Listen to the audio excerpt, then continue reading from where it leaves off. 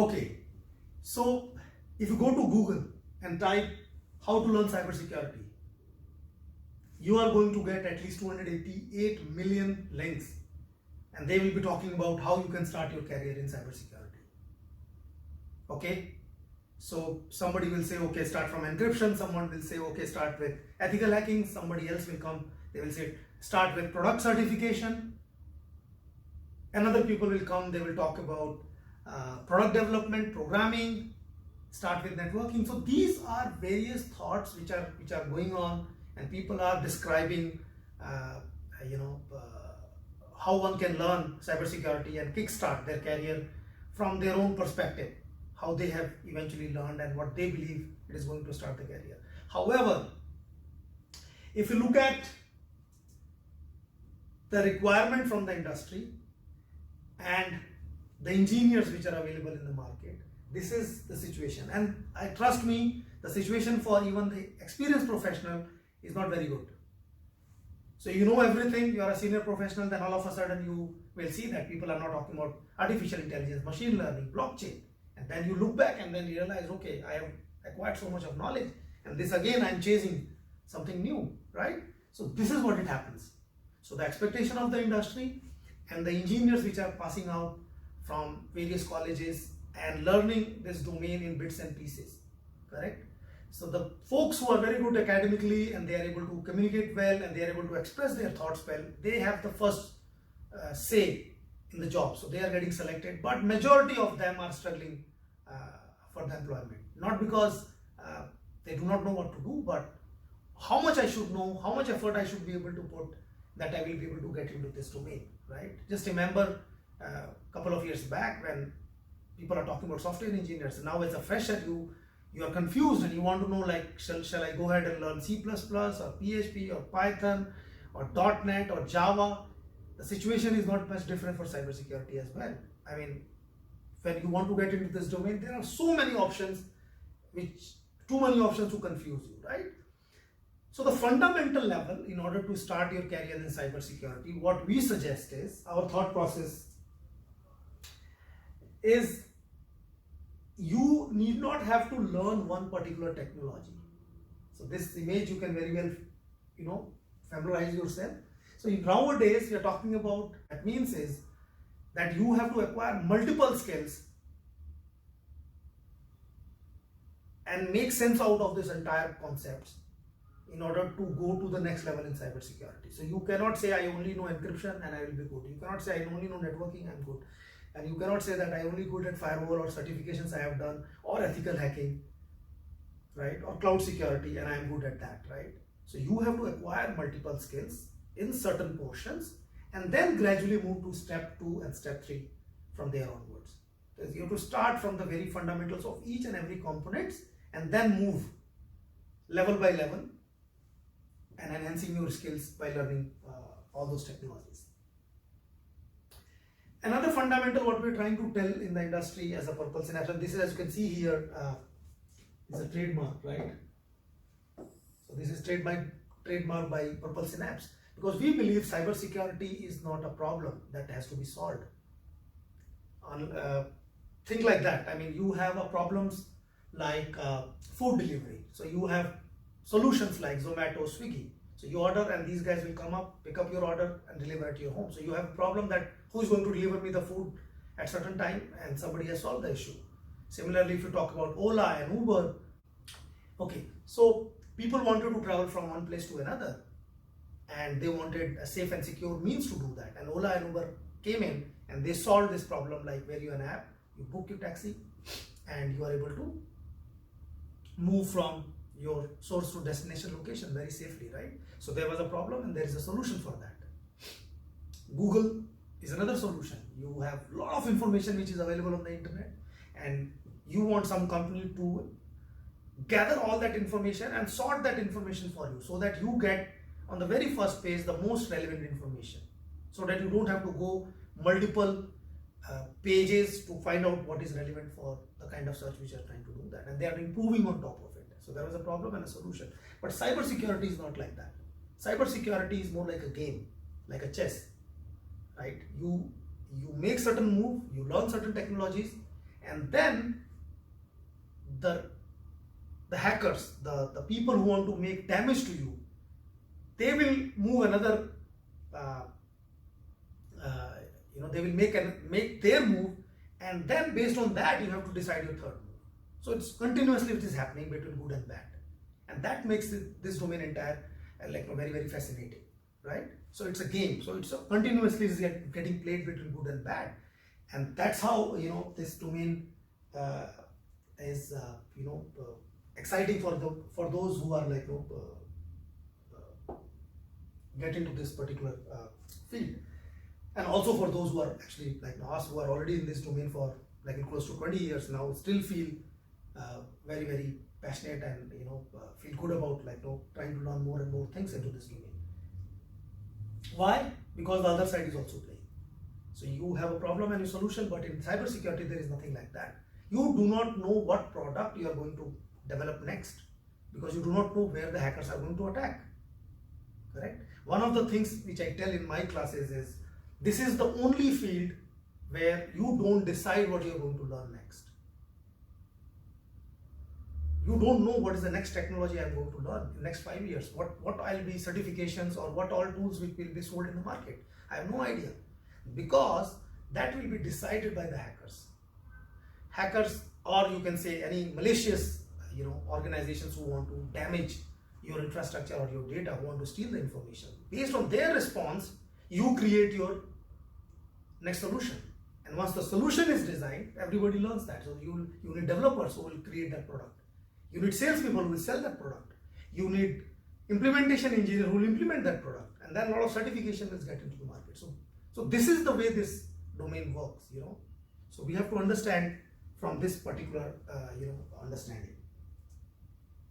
Now coming back to Purple Synapse philosophy, the way we want to share our knowledge, and we want to talk about various technologies. So where to start? The idea is you have to acquire a lot of skills. You need blue skills.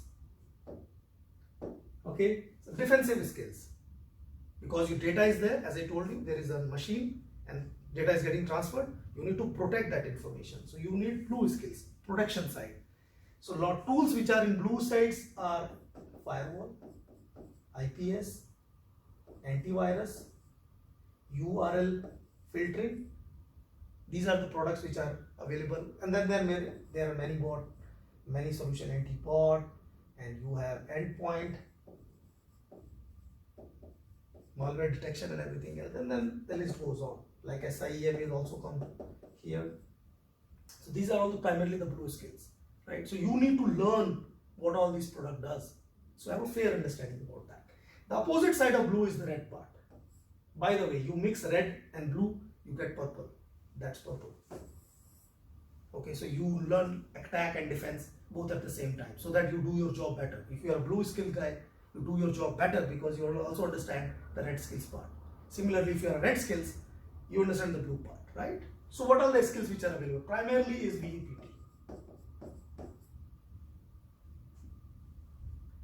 Folks who are trying to damage your infrastructure and steal the information before hackers can do, they acquire a lot of red skills. So they do a lot of testing on your infrastructure, right? This is one of the things. Now, in order to, once you have done with that part, you also have to very fundamental information which you have to acquire at the operating system level, right?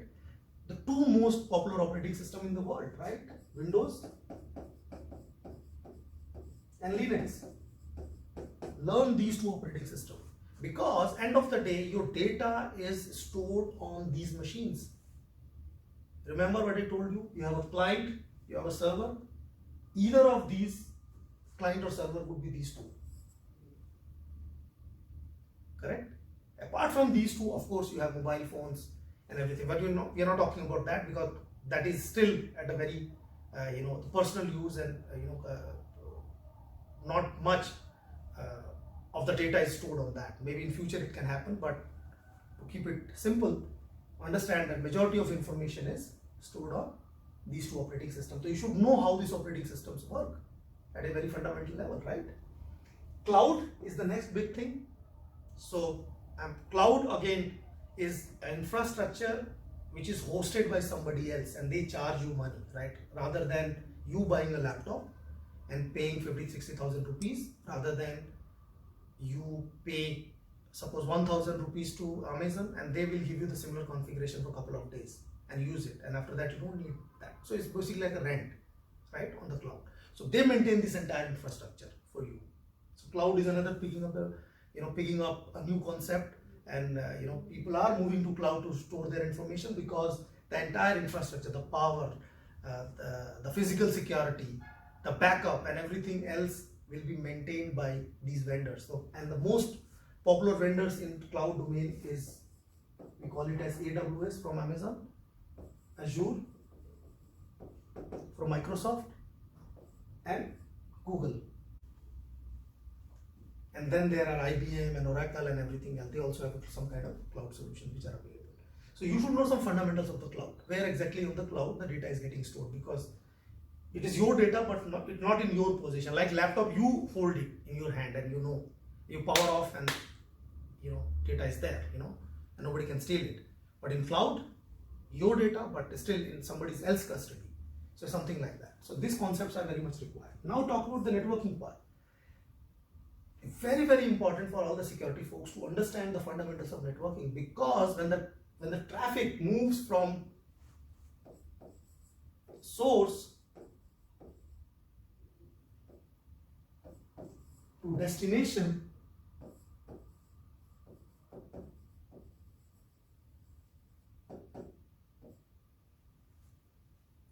how this packet is getting moved. There are many ISPs as I talk about it, right? So each packet moves from your laptop to local center, then to centralized server, centralized facility, from there to another ISP. Suppose you are using a data card from Reliance, but the server is getting hosted on Airtel. So these are two different ISPs, right? So data moves from one place to another. How exactly the data is moving? What happens at this level? What happens at the firewall level? How exactly it is reaching over there? There's a lot of IP addressing, routing, all those NATing, all those concepts you will be able to learn. So these are very, very important, even if you are trying to get into the cybersecurity domain. So very, very important for you to know that. And finally, the SOC, the Security Operations Center. When all the logs from these devices,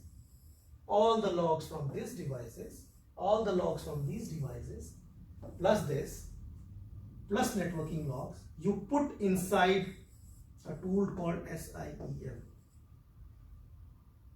Security Incident and Event Management Tool, right? So popular vendors in this product is like QRadar from IBM, and then you have Splunk, then you have ArcSight, and then you have RSA, then you have McAfee Nitro, and then OSIM. OSIM is, which we are going to teach in our in Purple Synapse, is the most popular open source SIM tool, very good for learning, to understanding the fundamentals.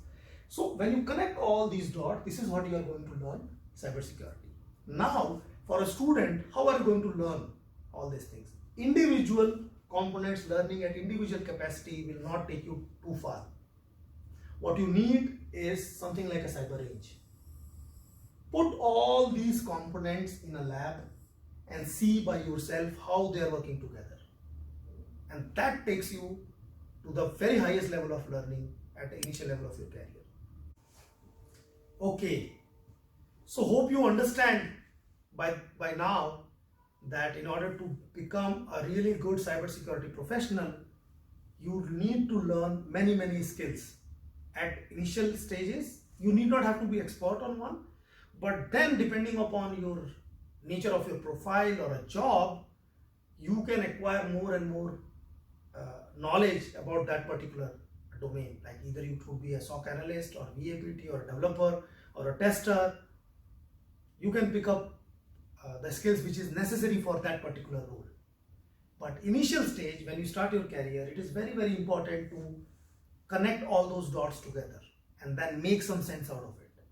So when we talk about a machine or a laptop or a desktop, a mobile phone, when they send the information to a server, uh, you know, the journey of the packet from source to destination, that itself is very, very fascinating. So you need to understand that. And all the security components sits in between. If you are a company, and you will definitely going to have some firewall, in your organization. You are definitely going to have some antivirus or anti-malware software running on your laptop. If your organization is pretty big, you are definitely going to use an SIEM solution in your organization. Then you have a team which is going to monitor, configure, maintain on 24/7 basis.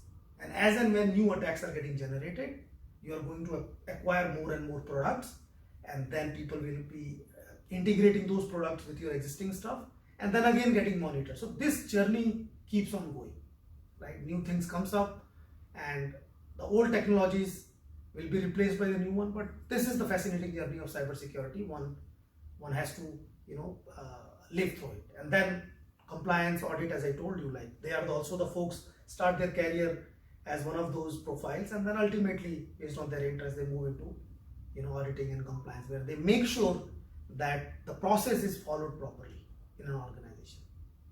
Okay, and as a CISO, or the head of an organization who's taking care of the security, you have to make sure that each and everything is working perfectly all right, and no damage has been done to your organization. And even if some damage is going to happen or already has happened, unfortunately, then you will exactly know what is the response from your side, right? It's continuous battle, and that's what it makes it fascinating. So what I'm going to do now is I'll spend some 10 minutes explaining the very, very fundamentals of the packet which is moving from source to destination.